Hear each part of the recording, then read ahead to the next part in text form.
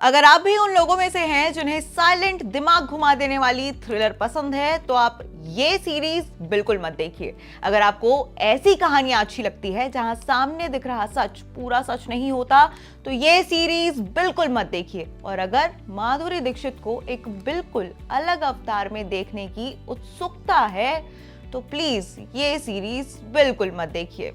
हम बात कर रहे हैं मिसेस देशपांडे की। जी हाँ, ये वेब सीरीज ओटीटी पे आ चुकी है और फैंस को, माधुरी के फैंस को इस सीरीज का काफी ज्यादा इंतजार था। अब ये सीरीज खुद को एक साइकोलॉजिकल थ्रिलर बताती है। शुरुआत में रहस्य है, तनाव है और ये वादा भी है कि आगे कुछ चौंकाने वाला देखने को मिलेगा। अब मुंबई में हो रही सिलसिलेवार हत्याएं, 25 साल पुराना एक खौफनाक केस और एक ऐसी महिला जो जेल में बंद है। सवाल यही है, क्या बीते हुए राज आज फिर से किसी नए अपराध की वजह बन रहे हैं?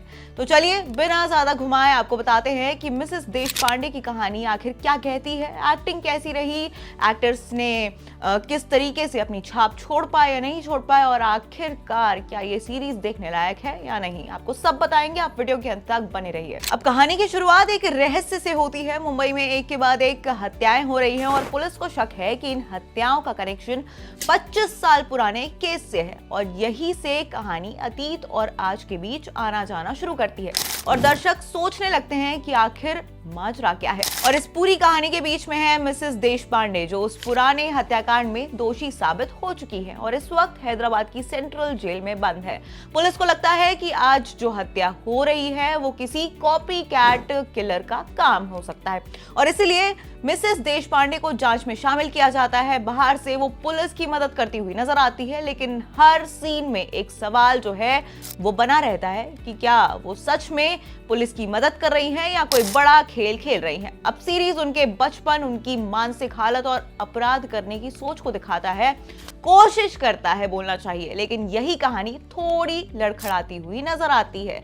जिन बातों को गहराई से दिखाना चाहिए था वो सतह पर ही रह जाती है, उसमें कुछ समझ नहीं आता और कई ट्विस्ट ऐसे हैं जो पहले से ही आप अज्यूम कर लेंगे और इसी वजह से सस्पेंस बार बार कमजोर पड़ता नजर आता है। डर और रोमांच बनता तो है लेकिन ज्यादा देर तक टिक नहीं पाता। अब बात करें एक्टर्स की एक्टिंग की तो माधुरी दीक्षित इस शो में बिल्कुल अलग अंदाज में नजर आती हैं। वो शांत हैं, कम बोलती हैं और अपनी आंखों और चेहरों के भाव से डर पैदा करने की कोशिश करती हैं। उनकी मेहनत साफ दिखती है लेकिन कमजोर कहानी उनके अभिनय, उनकी एक्टिंग को खुलकर चमकने नहीं देती। तो वहीं सिद्धार्थ चांदेकर एक युवा पुलिस अफसर के रोल में नजर आए हैं, ठीक ठाक लगे हैं लेकिन उनके किरदार को और मजबूत बनाया जा सकता था। तो वहीं प्रियांशु चैटर्जी सीनियर अफसर के रोल में संतुलित दिखे हैं। उन्होंने सीरीज को बैलेंस किया है पर उनका रोल भी कहीं ना कहीं ज्यादा दमदार हो सकता था और पीछे छूट जाता है। और इसी के साथ कविन दवे का किरदार रहस्यमय है और उनमें थोड़ा दम दिखाई दिया है लेकिन उनका ट्रैक अधूरा सा लगता है। बाकी के कलाकार अपनी जगह पर ठीक है लेकिन कोई भी ऐसा कलाकार इस सीरीज में आपको देखने नहीं मिलेगा जो आपको याद रह जाए।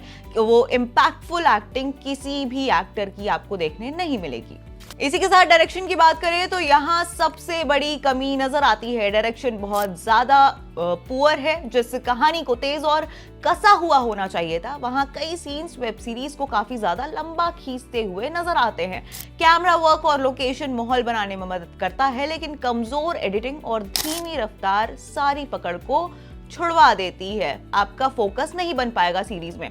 कई जगह कहानी का लॉजिक भी सवाल खड़े करता है कि भाई ये क्या हो रहा है, हम समझ ही नहीं पा रहे कहानी को, जिससे दर्शक पूरी तरीके से जुड़ नहीं पाते हैं। तो वहीं अगर अच्छाइयों और कमियों को साफ शब्दों में कहें तो सबसे बड़ी कमजोरी इसकी स्लो स्पीड, सीधे सीधे डायलॉग्स और कमजोर किरदार है। सस्पेंस को जरूरत से ज्यादा खींचा गया है। हाँ, आइडिया नया है और फ्लैशबैक वाले हिस्से थोड़े बेहतर लगते हैं लेकिन वो भी पूरी तरीके से असर नहीं छोड़ पाते हैं। बैकग्राउंड म्यूजिक माहौल बनाने की कोशिश करता है मगर डर या रोमांच बढ़ाने में खास मदद नहीं कर पाता।